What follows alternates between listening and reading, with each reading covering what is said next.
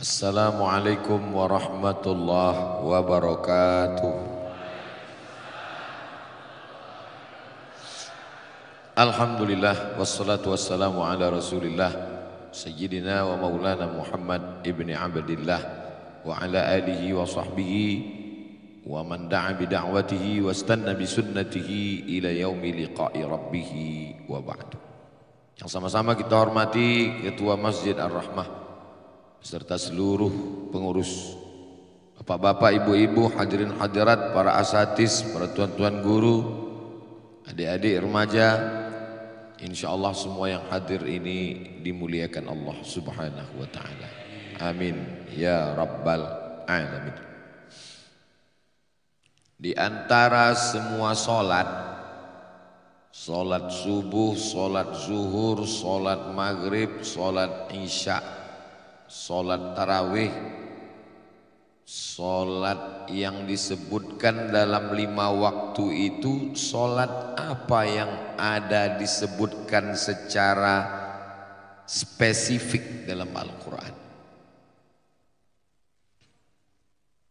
Ada salat zuhur. Karena nggak ada yang jawab, saya jawab sendiri aja lah.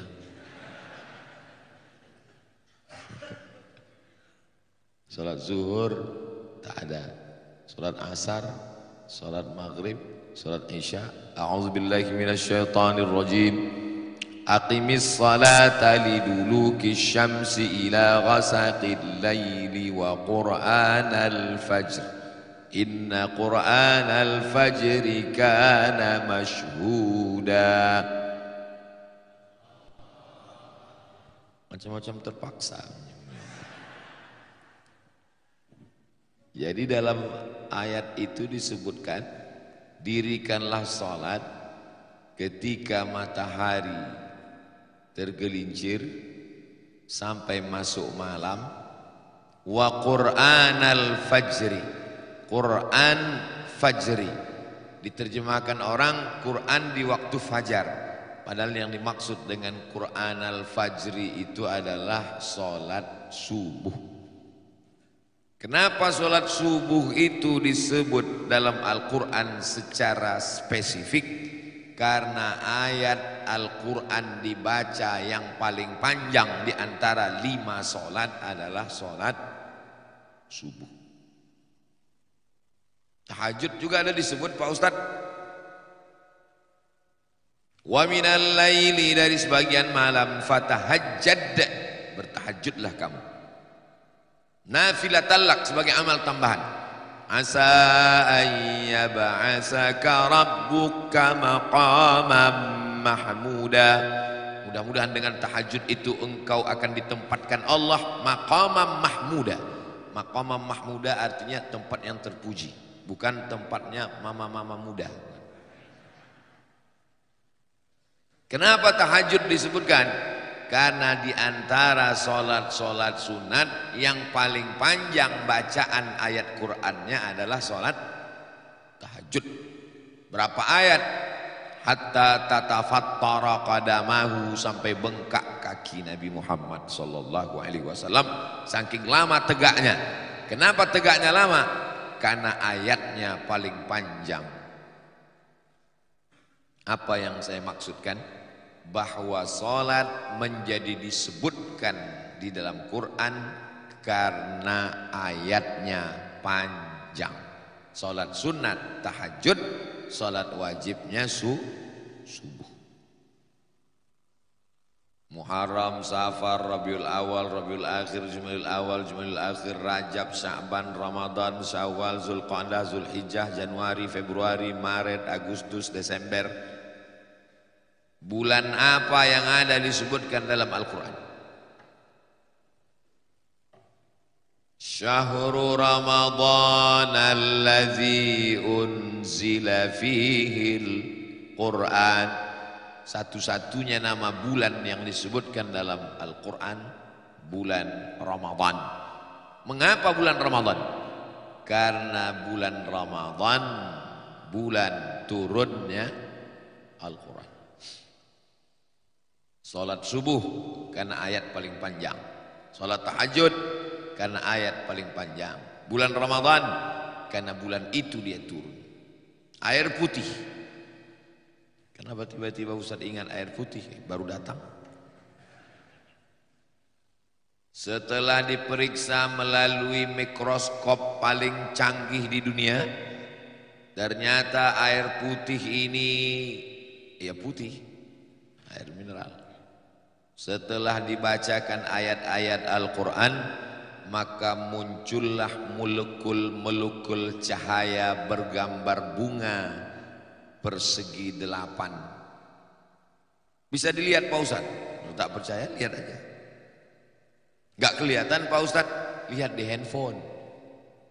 Buka www.google.com. Tulis di situ The Miracle of Water. Tulisannya Pak Ustaz, Miracle of Water. Maka di sana akan nampak molekul cahaya yang muncul ketika dibacakan ayat-ayat Al-Quran. Yang menguji, yang ngetes malah bukan orang Islam, orang Jepang. Dia mau melihat apa respon air terhadap bacaan ayat Al-Quran. Salat subuh disebut karena ayatnya paling panjang. Salat tahajud disebut karena ayatnya paling panjang. Bulan Ramadan disebut karena bulan Ramadan dia turun. Air berubah, molekul cahaya muncul, kristal cantik indah karena ayat-ayat Al-Quran. Air merespon. Maka judul kita hidup mulia bersama Al-Quran. Jadi manusia ini di badannya ini cairan. Karena sampai hari ini belum ada manusia ketika jatuh sobek kulitnya yang keluar kabel, itu belum ada. Kecuali dia Robocop sama Transformer. Kalau jatuh keluar darah. Darah itu minyak atau air? Air. Makanya air itu merespon ketika dibacakan ayat-ayat Al-Quran. 3 liter air dalam tubuhnya ini, kalau tumpah dia kekurangan darah, mati, lalu kemudian habis, hilang, jantung berdegup, berdetak, menyemburkan darah. Darah itu air, air itu merespon ketika dibacakan ayat-ayat Al-Quran. Makanya ketika kita bangun pertama kali dan kita sholat tahajud, ayat Quran banyak supaya darah itu berubah menjadi positif.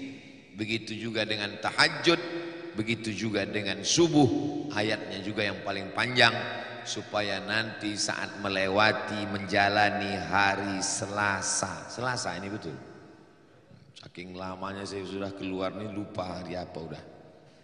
Maka hari Selasa ini insya Allah, karena kita tadi dibacakan ayat yang panjang oleh imam kita, maka kita pun bersemangat.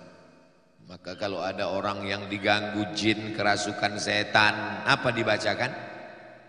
Ayat Quran. Belum pernah ada orang kerasukan setan dinyanyikan lagu dangdut. Allahu la ilaha illa huwal hayyul qayyum la ta'khudhuhu sinatun wa la nawm lahu ma fis samawati wa ma fil ard man alladhi yashfa'u 'indahu illa bi idhnihi ya'lamu ma bayna aydihim wa ma khalfahum wa la yuhituna bi shay'in min 'ilmihi illa bima syaa' وسع كرسيه السماوات والأرض ولا يؤوده حفظهما وهو العلي العظيم. Kenapa Ustaz bacakan terus? Mana tahu ada yang kerasukan setan. Setannya keluar, merespon dia. Makanya itu dibaca habis sholat subuh, dibaca habis sholat zuhur, dibaca habis sholat asar, dibaca habis sholat maghrib, seminim-minimnya habis subuh sama habis maghrib. Kenapa? Habis subuh awal hari, habis maghrib awal malam. Dibaca dari awal hari, dijaga sampai petang hari. Dijaga dari dibaca awal malam, dijaga sampai akhir malam. nyambung antara subuh ke maghrib, maghrib ke subuh. Begitulah Allah menurunkan, bukan mantra, bukan bim salah bim abrakadabra, tapi yang diturunkan adalah wa nunazzilu minal Qur'an, kami turunkan Al-Qur'an, ma huwa syifa, sebagai obat terhadap masalah-masalah kehidupan. Orang yang stres, orang yang depresi, bingung terhadap hidup, akhirnya pergi ke tempat bersemedi, tempat bermeditasi, disuruh pejam mata, mendengar suara gemerici air dan kicau burung yang semuanya bukan, nggak ada burungnya, cuman suaranya aja, macam sarang walet. Disuruh tarik nafas, tarik nafas, tarik, tahan, keluar dari bawah. Kita tidak diajarkan demikian. Kita disuruh kalau susah hati gunlah gulana, ambil air wudhu, buka Al-Quran, membaca dengan aturan nafas seperti yang diajarkan guru-guru kita. Tak boleh mencuri nafas, ada wakafnya, ada ibtidaknya, ada idghamnya, ada gunnahnya, ada qalqalahnya, ada mendengungnya. A'udzu billahi minasy syaithanir rajim. Bismillahirrahmanirrahim. Was-samaa'i wat-tariq. Wa ma adraka mat-tariq. An-najmus saqib. In kullu nafsin lamma 'alaiha hafidh. Falyanzuril insanu mimma khuliq. Lama-lama titik-titik itu pun bergerak, dia pun tertidur. Alhamdulillah Ustaz Somad, sejak saya baca Quran ini cepat sekali saya tertidur. Sebelumnya jam 2 malam pun mata saya berkedip-kedip, nggak bisa tidur, kena penyakit insomnia. Makan obat tidur 3 papan, seminggu baru bangun. Makanya kalau ada di antara jamaah ini yang tertidur, itu berarti Ustadz berhasil menanamkan ketenangan di dalam hati jamaah. Bapak Ibu yang dimuliakan Allah Subhanahu wa taala, yang semua saya sebutkan itu tadi bagi orang yang tidak percaya biasa-biasa aja kata dia. Tapi bagi orang yang rasional, dia mau minta mana bukti rasionalnya bahwa kalau kita bersama Quran itu kita akan mulia. Ada orang dimuliakan pakai jas, pakai dasi, orang kaya, terhormat, mulia, pejabat, kita semua kagum, respek. Tiba-tiba besok pagi tak ada satupun yang hormat kepada dia. Kenapa? Karena mabuk masuk comberan. Al-Quran sudah ngasih tahu, innamal khamru wal maisir wal ansab wal azlam, sesungguhnya khamar, judi, menyembelih binatang untuk berhala, mengundi nasib, rijsun najis min amali syaitan, perbuatan setan, fajtanibuh, jauhi. Apakah khamar itu dilarang hanya dalam agama Islam? Saudara kita yang ada di Papua, muslim minoritas, mengeluarkan perda, peraturan daerah tidak boleh mabuk sembarangan. Kalau kita memang nggak boleh mabuk sama sekali, mereka boleh mabuk, tapi ada jam-jam tertentu. Kalau kita nggak boleh mabuk sama sekali. Di barat, kalau ada orang nyetir, mau artis, mau orang kaya, mau pejabat nyetir, di stop, lalu kemudian dicek, mulutnya bau alkohol, masuk penjara. Kenapa? Mobilnya kan mobil dia, yang mabuk kan dia. Apa bahayanya? Memang betul. Apa salah saya? Mobil-mobil saya, minuman-minuman saya, yang mabuk kan saya. Apa urusan saya? Memang betul. Tapi kalau mobil kau melintang di jalan tol, semua orang mati. Efeknya kepada orang lain. Jadi kalau orang Islam yang bertanya, jawabannya ada. Kalau orang tidak Islam yang bertanya, Jawabannya jelas. Maka dengan turunnya Al-Quran, mulialah manusia, tidak jatuh dalam khamar. Khamar itu di Arab itu murah sekali anggur. Waktu saya kuliah di Mesir, musim panas, anggur itu sekilo cuma 2 pon. 1 pon 2.000 rupiah.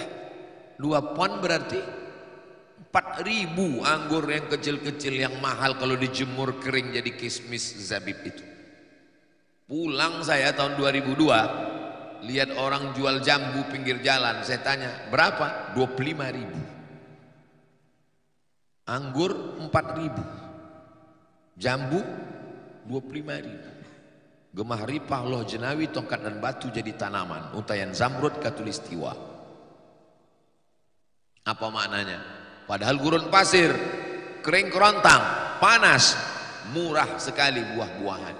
Jadi anggur itu saking banyaknya dimasukkan ke dalam kotak kayu zaman dulu, diinjak rame-rame, yang busuk-busuk itu diinjak, lalu kemudian ditampung. Setelah ditampung, disaring, dibiarkan selama seminggu melalui proses fermentasi, maka jadilah dia khamar. Cairan anggur boleh diminum, tapi kalau sudah melewati fermentasi seperti air tape dia, maka jatuh jadi haram karena di dalamnya sudah mengandung alkohol. Bukan bahasa Arab. Alkohol, almari, alpokat itu bukan bahasa Arab. Apalagi aluminium. Dia zat yang muncul dengan sendirinya karena proses fermentasi, itulah menyebabkan dia haram. Jadi di dalam Al-Quran itu yang ada disebutkan khamar. Khamar itu cairan anggur. Bagaimana dengan ganja? Bagaimana dengan sabu?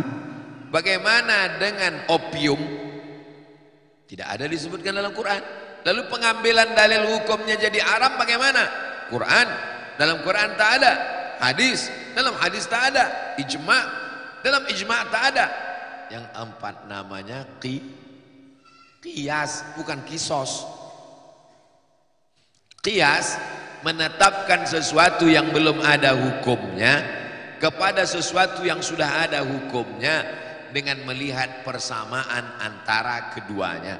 Yang sudah ada hukumnya cairan anggur, yang belum ada hukumnya ganja. Melihat persamaan antara keduanya, sama-sama menghilangkan akal. Orang kalau sudah minum khamar, pulang dia ke rumah, tak bisa dibedakannya mana bininya, mana bini tetangganya. Orang kalau sudah pakai ganja, maka fly hanyut terbang ke awan. Alah, Ustadz kayak pernah aja, kata yang nyoba. Kata orang yang sudah mencoba, ingin juga mabuk, mau beli ganja tak ada uang, mau beli sabu nggak ada uang, mau beli narkoba nggak ada uang, akhirnya dibelilah kopi dicampur dengan spiritus, diminum, alhamdulillah mati, bukan mabuk.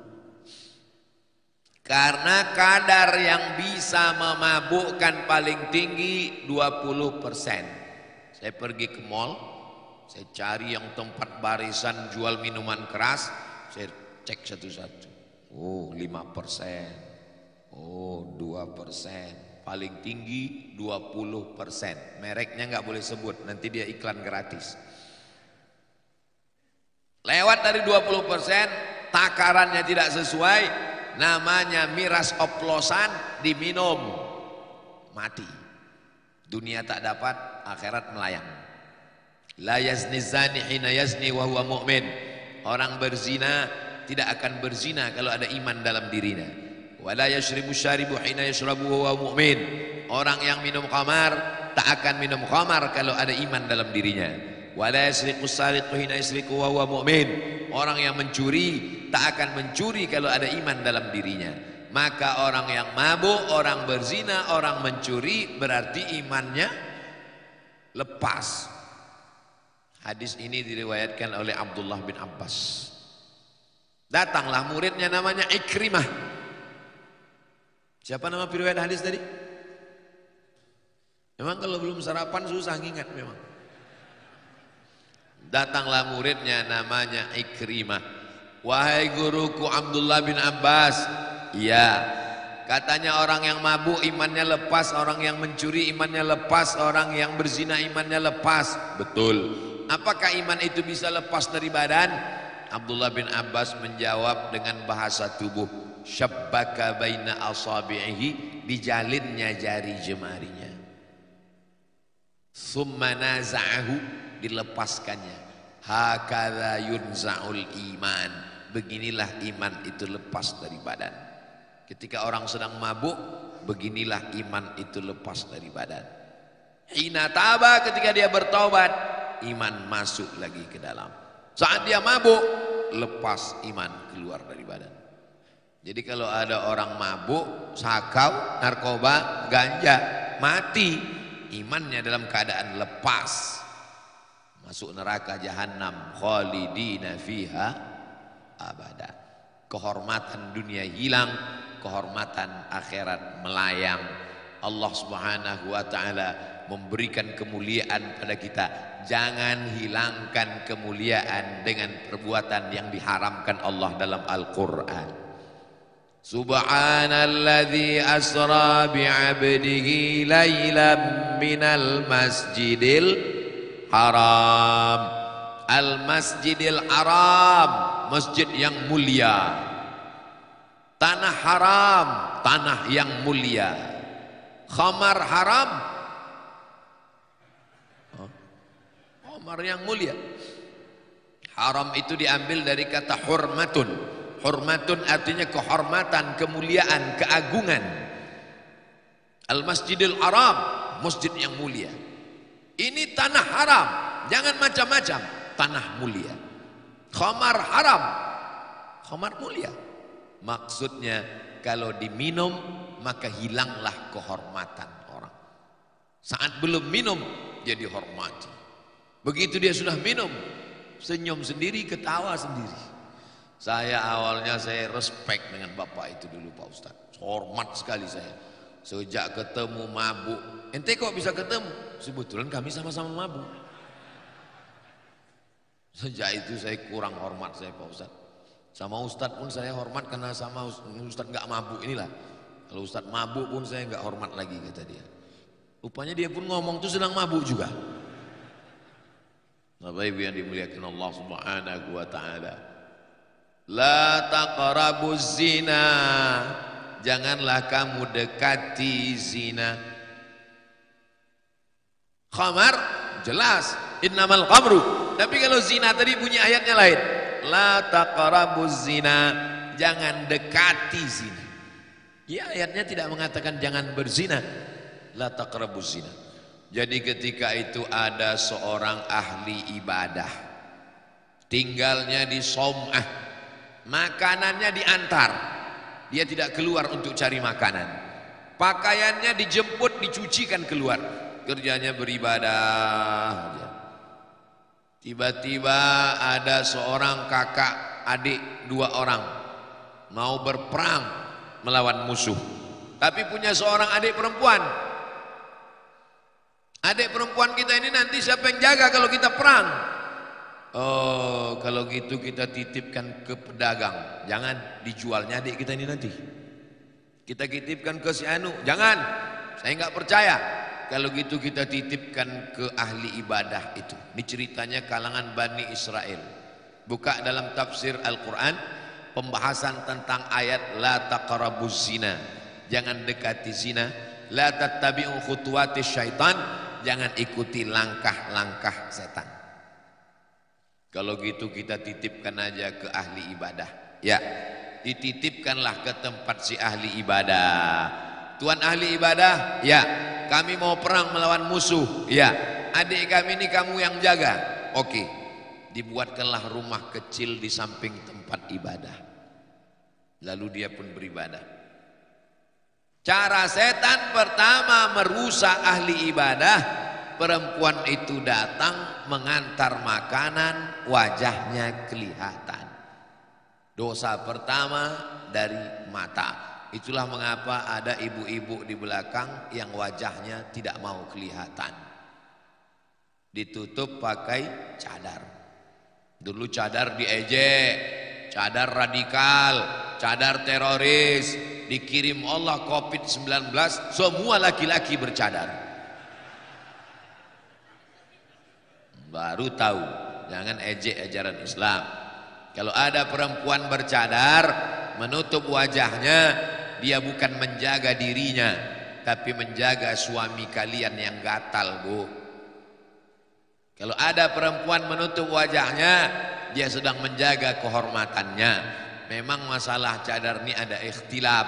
Yang satu mengatakan wajib, yang satu mengatakan anjuran. Jangan kelahi. Yang sudah bercadar istiqomahlah. Yang baru pakai jilbab, pakai hijab, jangan ejek saudarimu. Kalau yang bercadar mengejek yang berjilbab mengejek yang bercadar, yang ketawa yang nggak pakai baju. Maka mulai mengantar makanan, melihat wajahnya, jemput pakaian, maaf beribu maaf, lama-lama digoda setan orang ahli ibadah tadi, dia pun berzina dengan perempuan itu. Setelah berzina, perempuan itu mengandung. Dia takut kalau perempuan ini nanti mengadu, kakaknya pulang, dia dibunuh. Maka diracunnya perempuan itu, digalinya tanah di dalam tempat ibadah, dikuburnya di dalam. Ketika kakaknya pulang bertanya, mana adik kami? Saya nggak tahu, saya sibuk dengan beribadah, tiba-tiba adikmu hilang. Sampai akhirnya suatu malam dia bermimpi. Dalam mimpi itu dia bertemu dengan adiknya. Adiknya mengatakan bahwa dia sudah dibunuh. Kalau engkau mau tahu wahai kakakku, maka galilah tempat ibadah itu, jenazahku ada di dalam. Dia percaya dengan mimpi yang baik itu, karena itu ilham dari Allah Subhanahu wa taala. Maka dia minta gali, digali, ditemukanlah rupanya adiknya sudah mati menjadi tulang belulang dalam keadaan hamil karena ada janin di dalam. Maka dihukum mati. Semuanya berawal dari pandangan pertama, ngomong, kedekatan, langkah-langkah setan. Begitulah Allah menjelaskan, la taqrabuz zina, jangan dekati. Jadi kalau ada ustadz yang melarang, kalian jangan tukar-tukaran lamar, kalian jangan satu grup WhatsApp, orang SMS aja kok, WA aja kok, apa hubungannya? Kalian jangan jalan berduaan. Ustadz suuzon, ustadz pula dia bilang suuzon. Itu bukan ustadz yang melarang, Allah melarang. Nazratun berawal dari pandangan. Setelah nazratun, fabtisamun, mulai senyuman. Setelah senyuman, fasalamun, mulai say hello, hai. Setelah salam, fakalamun, mulai ngomong. Setelah ngomong, mau'idun, janji. Setelah janji, faliqaun, pertemuan. Ada 6 langkah setan. Berawal dari mata, senyuman, salam, ucapan, pertemuan, janjian.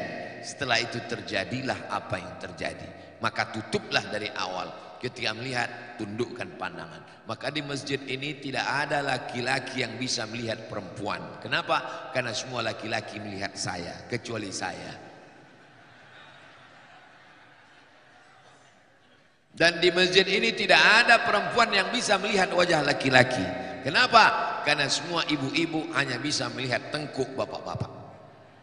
Bapak-bapaknya melihat saya, ibu-ibunya melihat tengkuk bapak-bapak. Sedangkan saya memang bisa melihat ke sana, tapi saya ini kan udah tua, jadi nggak jelas sekali. Saya ini umur sudah 45 tahun, jadi tak jelas sekali mana anak gadis, mana nenek-nenek, rata aja nih kelihatannya. Makanya di antara sop laki-laki dan perempuan itu dibuat namanya satir. Satir kain penutup. Di Masjid Ar-Rahmah ini ada kain penutupnya? Enggak pakai kain penutup. Ada di beberapa masjid itu kain penutupnya setinggi lutut, macam net takraw. Kain penutup tuh mesti sampai ke atas setinggi kepala supaya yang sop belakang tidak bisa melihat sop pertama perempuan. Karena yang di belakang ini anak-anak muda banyak, itu kalau ada anak gadis di belakang lain bunyi aminnya. Amin. Sebaik-baik sop laki-laki di mana? Depan. Sebaik-baik sop perempuan di mana? Belakang. Kenapa? Karena sebaik-baik sop laki-laki di depan, karena dialah yang paling jauh dari perempuan. Kenapa sop perempuan disebut paling bagus belakang? Karena dialah sop yang paling jauh dari laki-laki. Begitu Allah menjaga harkat, martabat, kehormatan manusia. Ini adik-adik kita ini resmi mengumpulkan sesuai dengan ayat Quran. Matsalul ladzina yunfiquna amwalahum fi sabilillah, orang yang bersedekah harta di jalan Allah, kamatsal. Jangan dekat-dekat deh. Bapak ini dompetnya terjepit di pelan-pelan, langkahnya pelan kayak slow motion. Ambatat sab'a sanabil, satu biji tumbuh 7 cabang. Wa fi kulli sumbulatin mi'atu habbah, satu cabang tumbuh 100. Satu jadi 7, 100 jadi 700. Wallahu yudha'ifu liman yasha. Allah melipat gandakan sesuai kehendaknya. Itu ayat Qur'annya. Adapun hadisnya, setiap subuh Allah kirim 2 malaikat. Termasuk subuh ini ada 2 malaikat yang dikirim Allah. Malaikat yang pertama berdoa, Allahumma a'ti munfiqan khalafa. Siapa yang bersedekah tadi berilah dia ganti ya Allah. Tapi Allah itu adil. Dikirimnya 1 malaikat lagi berdoa, Allahumma a'ti mumsikan talafa. Yang tak bersedekah, pura-pura khusyuk dengar ceramah, binasakanlah dia ya Allah. Saya takut kena binasakan, daripada saya duluan kena, bagus saya bersedekah. Ustadz tuh pandai ceramah aja tuh, ngomong nyuruh orang sedekah, dia sendiri tak ada bersedekah. Udah ada kalian foto lah.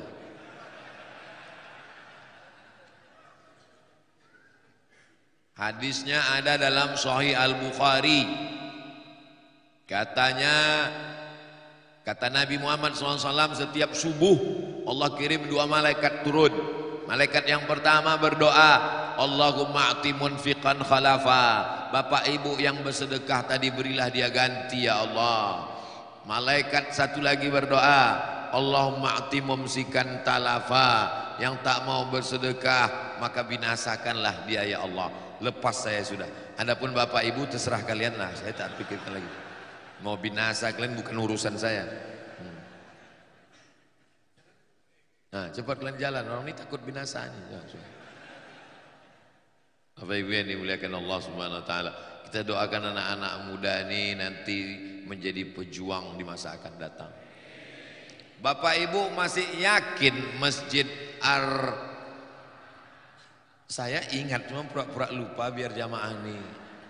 Bapak ibu yakin Masjid Ar-Rahmah ini masih ada 50 tahun lagi? Yakin? Saya kalau melihat bangunannya ini nggak yakin saya. Masjid ini mesti direnovasi. Saya tadi pas naik mobil, nampak saya tidak tertidur. Saya tak tidur. Kalau tidur batal lah wudhu saya. Nampak saya masjid tinggi 2 lantai, lampunya terang benderang, ada tangganya,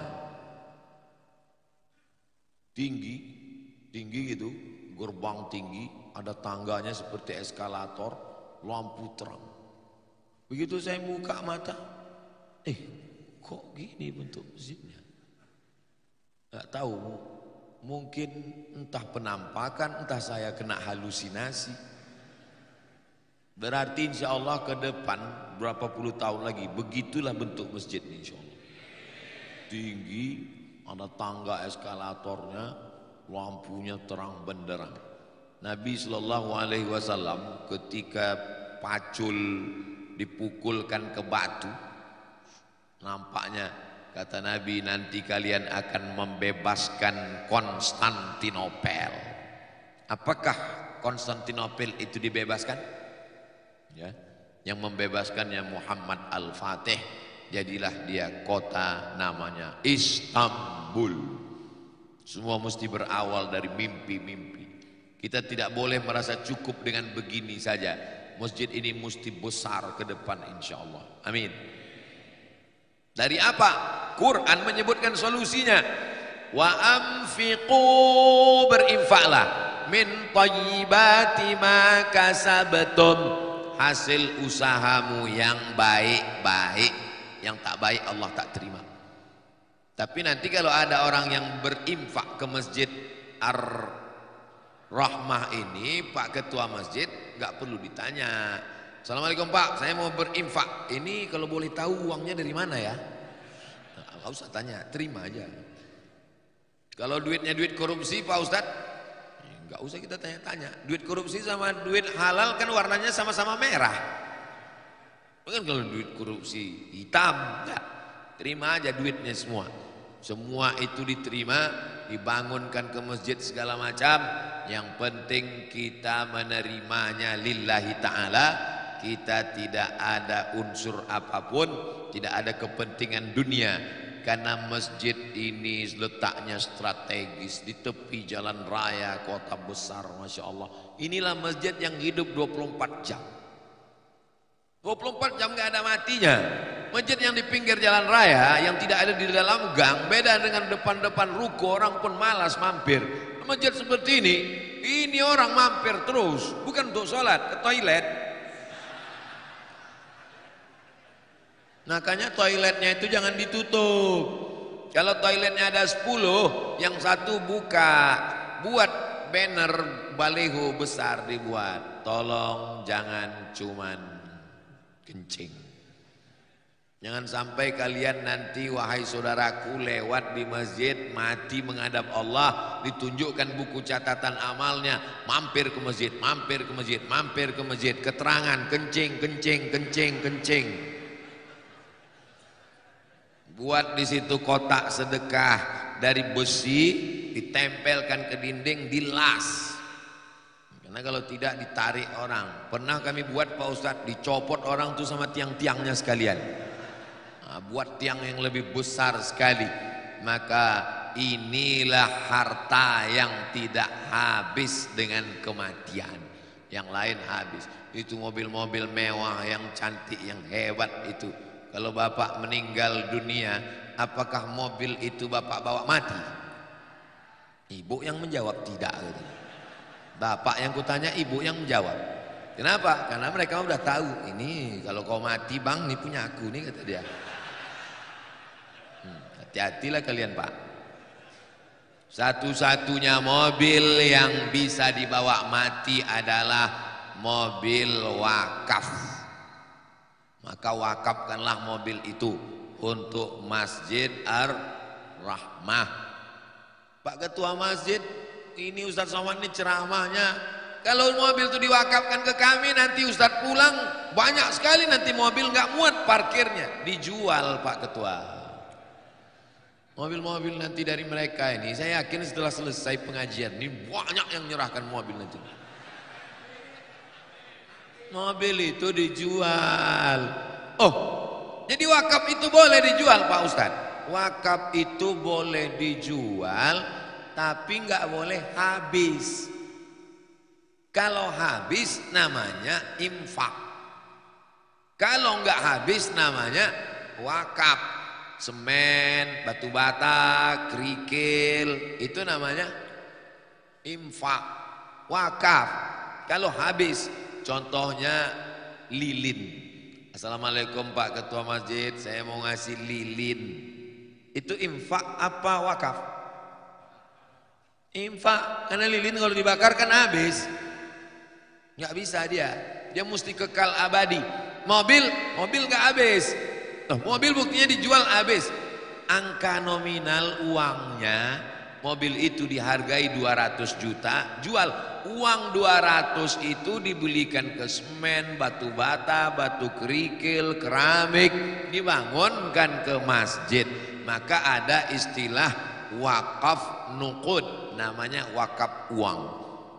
Jamaah dimanapun berada, dari Sabang sampai Papua, belilah sertifikat wakaf uang untuk pembangunan Masjid Ar-Rahmah. Satu sertifikat harganya 100.000. Maka sertifikat 100.000 berarti Bapak dengan mengirimkan 100.000 ke nomor rekening. Ada dibuat. Cemana kita mau mengiklankan Masjid Ar-Rahmah? Ada nomornya. Jadi ke depan pengurus-pengurus masjid kalau ceramah Ustaz Somad, nama ini nggak usah besar-besar, kecil aja. Yang besar itu nomor rekening. Rekening besar gitu. Nah, ini bukan hanya untuk Masjid Ar-Rahmah, untuk masjid-masjid dimanapun nanti akan datang. Saya kasih tahu kepada pengurus masjid untuk jadwal ceramah Ustaz Somad tahun 2023, gambar kecil aja. Yang besar buat nomor rekening sama sampingnya keris. Jadi jamaah tinggal yang malas-malas nulis dia langsung langsung tulis, langsung Masjid Ar-Rahmah Bank Syariah Indonesia. Orang kita ini paling malas nulis. Jadi dia maunya langsung aja, langsung Masjid Ar-Rahmah BSI, nomor transfer, nomor pilihan, buat paling atas 1 miliar, habis itu 100 juta, habis itu 10 juta, habis itu 1 juta. Karena dia mau cepat-cepat dipilihnya, langsung terkirim. Begitu terkirim dia pun menangis. Katanya. Ditanya sama istrinya, kenapa abang menangis? Haru ingat almarhumah mama ya? Enggak, ku terkirimku pula 1 juta tadi. Memanglah kau laki bodoh, kata bininya. Padahal yang salah kirim 1 juta itulah yang akan menjadi bekal dia menghadap Allah Subhanahu wa ta'ala. Kalau duit bapak 1 miliar di bank, terkirim 1 juta untuk Masjid Ar-Rahmah, yang tinggal di bank 999 juta. Mati bapak. Yang bapak bawa mati yang mana? Yang 1 juta itulah. Yang 999 juta dibawa mereka untuk nikah sama brownies, berondong manis. Memang sekarang ketawa-ketawa pas balik dari sini, betul juga kata Ustaz. Ibu jawab dengan jujur ya Bu ya. Jangan marah ya Bu ya. Jangan tersinggung sama saya ya. Kalau bapak ini meninggal, ibu mau ikut?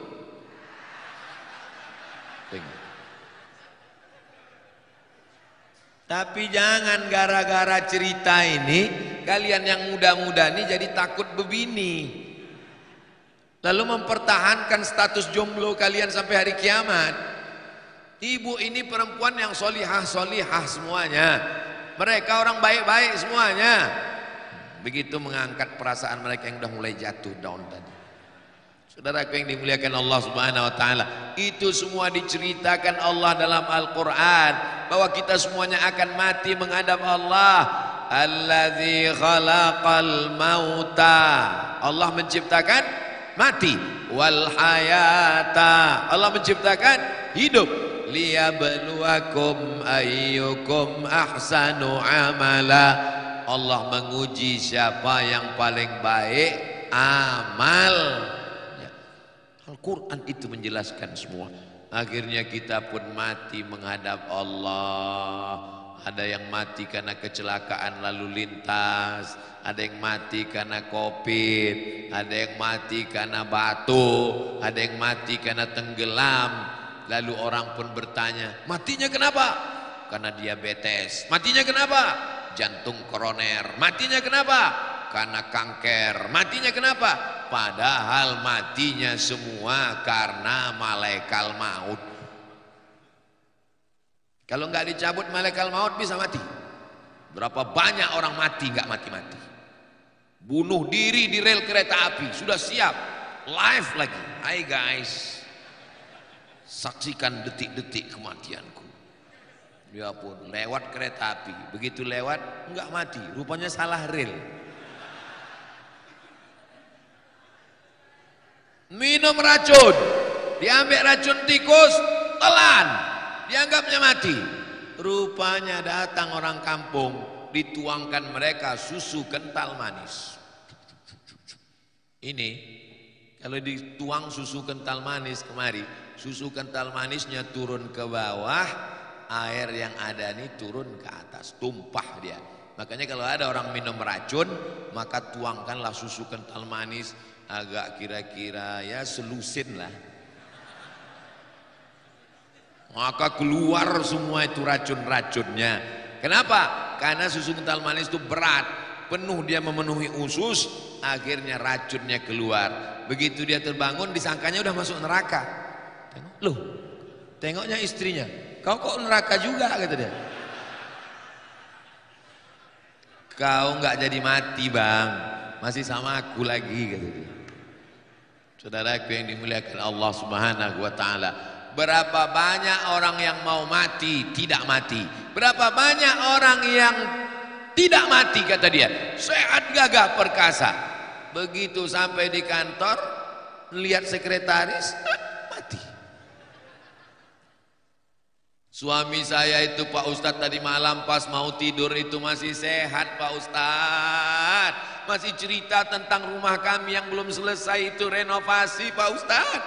Tiba-tiba pas jam 3 saya bangunkan dia mau sholat subuh, terasa dingin macam es batu, rupanya udah mati Pak Ustadz. Makanya sebelum tidur itu kita siap-siap mati, bismika Allahumma ahya wa amut.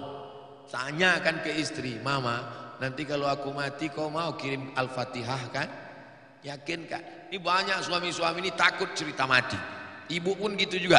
Kalau suaminya cerita mati, nanti kalau papa mati gimana? Jangan. Padahal kita semua ini akan mati. Jangan pernah takut cerita mati. Saya pesankan ke keluarga saya di rumah, kalau aku berangkat ini jihad fisabilillah, kalau nanti aku mati di daerah Jabodetabek, nanti kuburku di dekat keluarga Ustadz Qurtubi, biar supaya pengurus Masjid Ar-Rahmah gak susah mencari pemakaman. Nanti kalau aku mati di daerah Sumatera Utara, maka kuburkanlah aku di dekat makam almarhumah emakku. Kalau aku meninggal di Papua, tak usah kalian bawa jenazahku ke Riau, karena tiket pesawat jenazah lebih mahal daripada orang hidup. Itu mesti dijelaskan itu. Anak-anakku ini mesti sekolah agama, tamat pesantren. Habis pesantren terserah dia mau kemana. Kalau dia mau ikut jejakku ke Mesir, ke Maroko, ke Sudan, silakan. Tapi kalau dia tak mau sekolah agama, jangan kalian paksa. Yang penting basicnya agama. Jangan lupa jamaah kirimkan aku Al-Fatihah. Kalau tak kirim pun tak apa-apa. Kalau kalian mimpi berjumpa aku, mengancam-ancam dalam mimpi, itu bukan aku, itu setan. Jelaskan semua secara detail. Ini banyak orang takut bercerita harta. Ketika dia mati, harta ini menjadi musibah besar. Dalam Islam sudah dijelaskan, walakum nisfu ma taraka azwajukum illam yakul lahunna walad. Kamu dapat setengah harta istrimu kalau tidak ada anak. Fa in kana lahunna waladun falakumur rubu'u. Kalau ada anak kamu dapat 1/4. Harta ibu ada 2 miliar. Amin. Ninggal bapak dapat 1 M kalau nggak ada anak. Kalau ada anak bapak dapat 1/4. Berapa pak? Alah pura-pura lupa. Bapak dapat 500 juta kalau ada anak.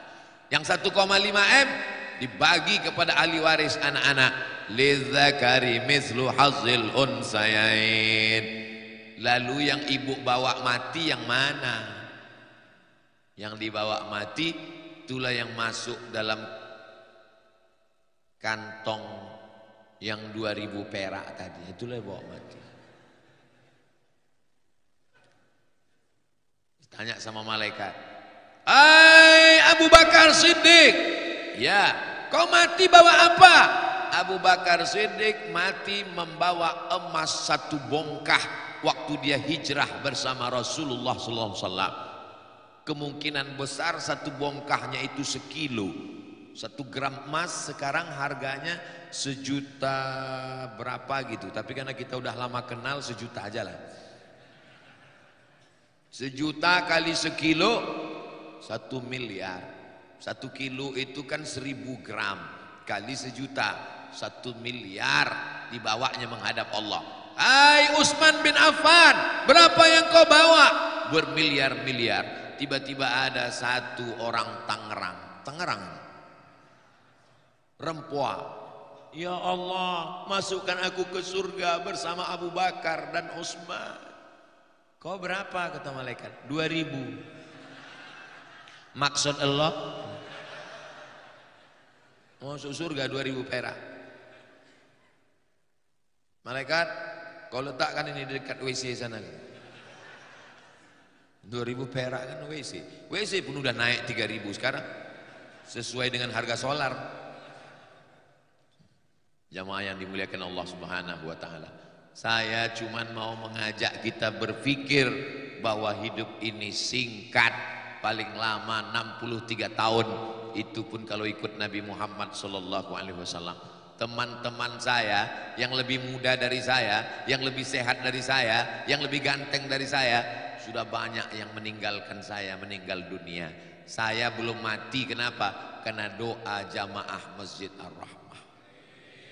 Mereka berdoa. Apalagi Pak Ketua yang katanya menonton YouTube saya dari awal sampai akhir. Ya Allah, sampaikan Ustadz Somad itu ke Masjid Ar-Rahmah. Setelah dia sampai ke masjid kami, matikanlah dia. Habis mati menghadap Allah SWT. Jadi kalau kita bangun masjid ini megah, nanti ada MDA-nya, tempat anak-anak ngaji baca Quran. Imam hafal Quran ini nanti mengajarkan anak-anak menghafal Quran. Anak-anak pulang sekolah sore, maka di sini dia nyetor hafalan dari maghrib ke isya, maka insya Allah mengalirlah pahalanya ke makam Ustadz Abdul Somad.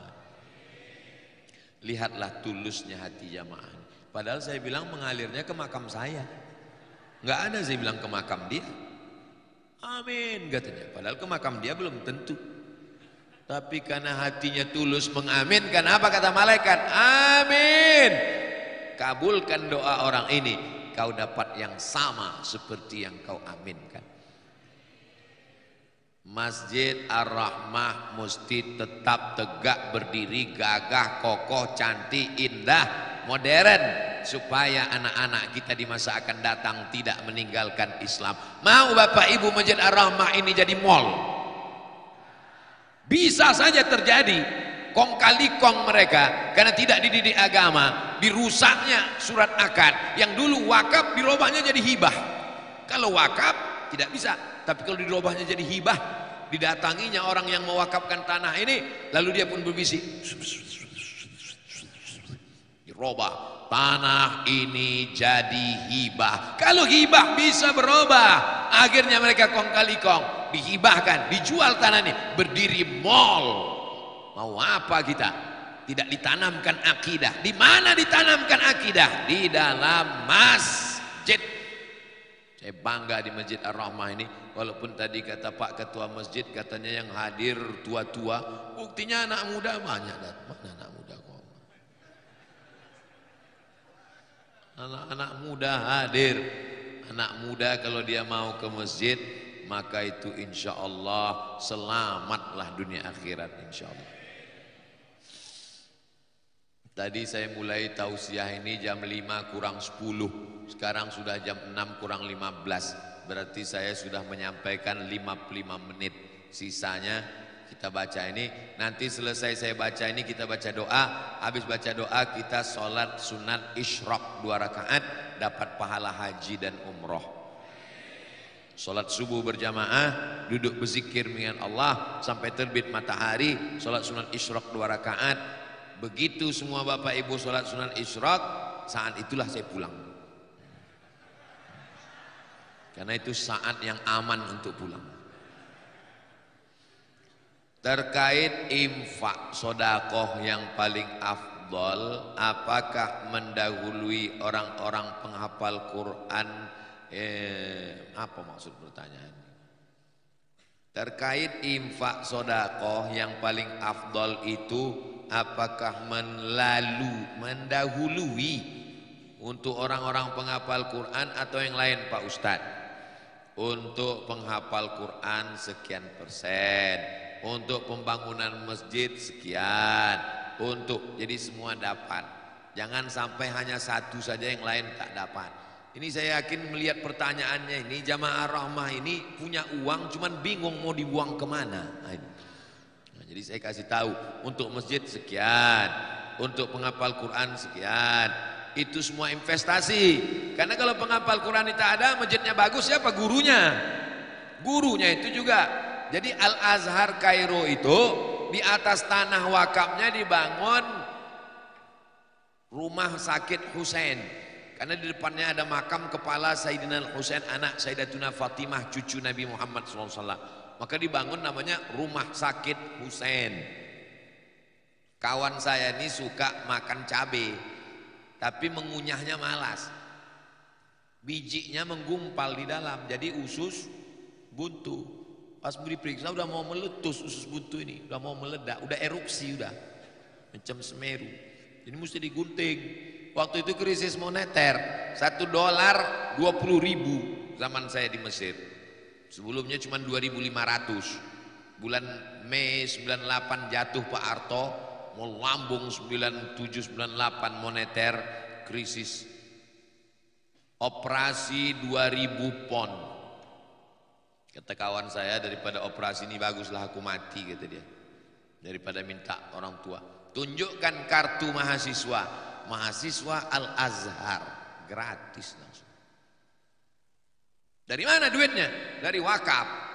Tanahnya tanah wakaf, dibangun rumah sakit. Hasil keuntungan 90% untuk Al-Azhar, 90% untuk umat, 10% untuk pengelola. Itulah makna wakaf. Wakaf ini kalau dikelola dengan baik, maka tanah wakaf Masjid Ar-Rahmah ini dikelola dengan baik. Ada kliniknya, ada rumah sakitnya, ada malnya. 90% untuk umat, 10% untuk pengelola. Adilnya ajaran agama Islam. Jadi mesti ada wakaf. Kita mesti buatkan nanti namanya khusus sertifikat wakaf untuk Masjid Ar-Rahmah, insyaallah. Amin. Apakah boleh sholat qabliyah subuh dikerjakan setelah sholat subuh? Karena datangnya sudah iqamat. Qad qamatis salatu, qad qamatis salah. Allahu akbar, Allahu akbar. La ilaha illallah.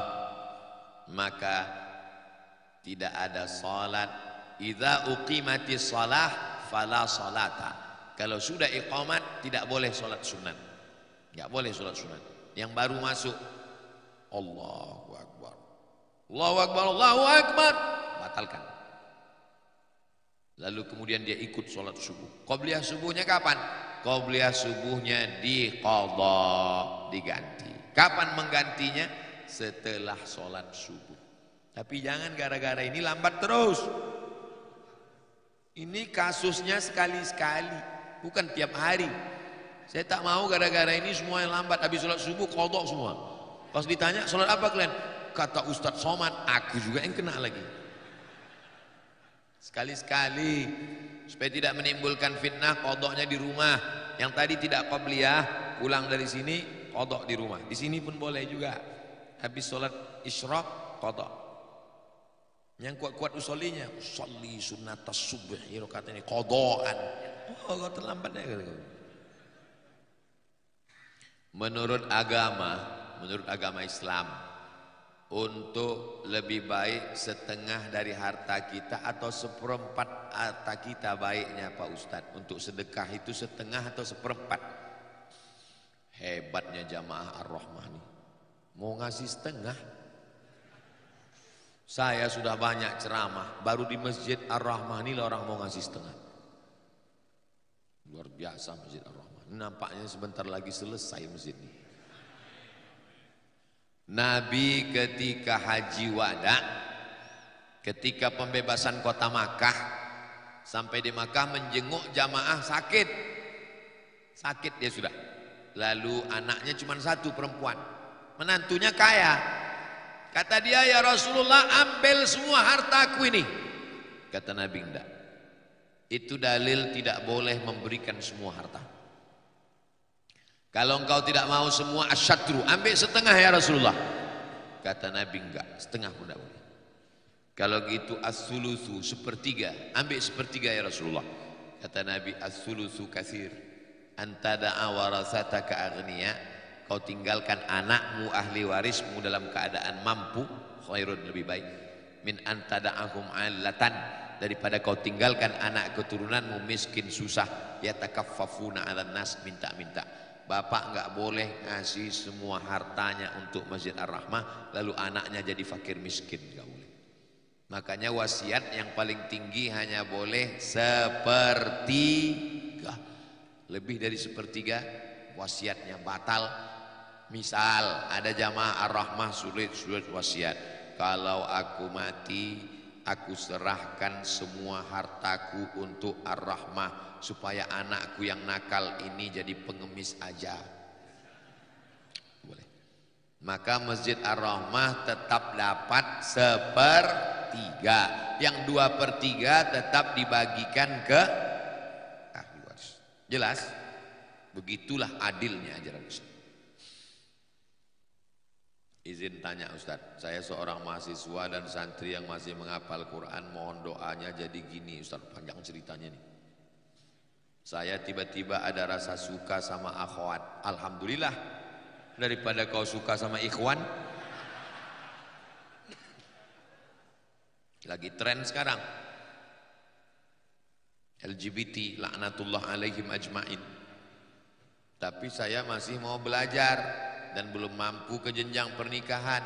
Jadi apa yang harus saya lakukan Pak Ustadz? Kata Nabi, faman lam yastati, yang belum sanggup nikah, fa'alaihi bisawm, banyak-banyak puasa sunat. Kalau perlu tiap hari puasa, bagus, irit belanja, nabung untuk nikah. Kalau puasa tidak masuk asupan gizi ke badan, maka tekanan libido seksual menurun. Teman kamu nanti nunjuk, guys, ada cewek cantik, mana aku gak kelihatan lagi. Gila. Itu yang baju hijau, oh kelihatannya kayak semangka gitu. Mengungkapkan perasaan ini atau gimana Pak Ustadz? Kau baru semester 1 udah mau mengungkapkan perasaan. Selesaikan dulu kuliah, selesaikan kuliah S1, habis itu nanti kerja, setelah itu baru kau menikah. Sementara itu nabung, sementara itu kerja. Tapi nanti kalau saya udah ketuaan, apa masih ada orang yang mau sama saya Pak Ustadz? Saya ini udah tua nih kan, udah tua nih, udah 45 tahun, kurus, hitam dan tidak ganteng. Tapi cobalah kalian baca komen-komen di YouTube sama di Instagram sama di TikTok itu. Apa komen mereka? Ustadz, jadikan aku yang kedua ya.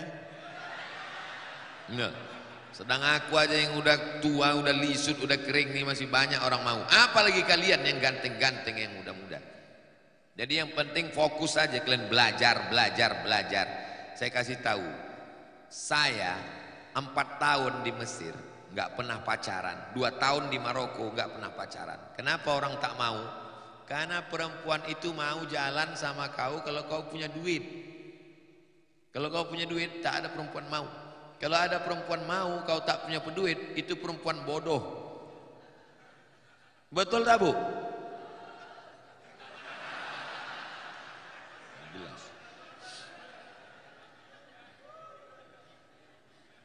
Saya minta pendapat, pandangan dan solusi dari Ustadz. Udah jelas tuh, jelas solusinya tadi.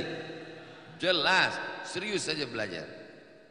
Mana yang lebih diutamakan, hak dulu atau kewajiban? Ibu sama bapak ini punya bapak terhadap ibu ada kewajiban. Kewajiban bapak kasih ibu makan. Ibu udah makan? Kenapa kalian tak kasih makan? Yang kedua, kasih mereka pakaian.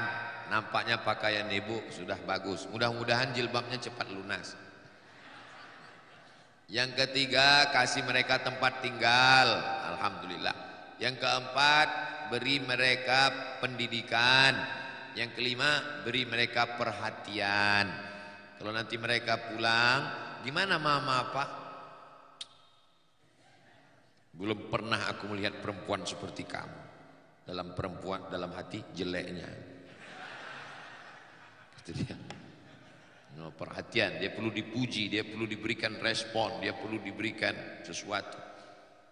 Itu kewajiban bapak, tapi bapak juga punya hak untuk dilayani, maka dia sejalan bersama. Jadi bapak tidak hanya menuntut, tapi juga bapak memberikan. Insya Allah mereka akan memberikan yang terbaik kalau bapak juga memberikan yang terbaik. Perempuan itu pak, kalau bapak berikan yang terbaik, apa kata mereka? Jangankan hartaku, nyawaku akan kuberikan untukmu pak. Tapi kalau kau macam-macam, iya kan bu? Tengoklah jujurnya mereka. Mudah-mudahan kita semua selalu dalam ridha Allah. Dibukakan pintu rezeki untuk berwakaf, berinfak dan bersedekah. Istiqomah iman dan Islam. Anak-anak kita soleh solihah. Dijaga Allah dari narkoba, dijaga Allah dari LGBT. Indonesia ini aman, tentram, diberikan pemimpin yang adil dan amanah. Ala hadhihi niyah, untuk niat yang baik-baik ini. Al-Fatihah.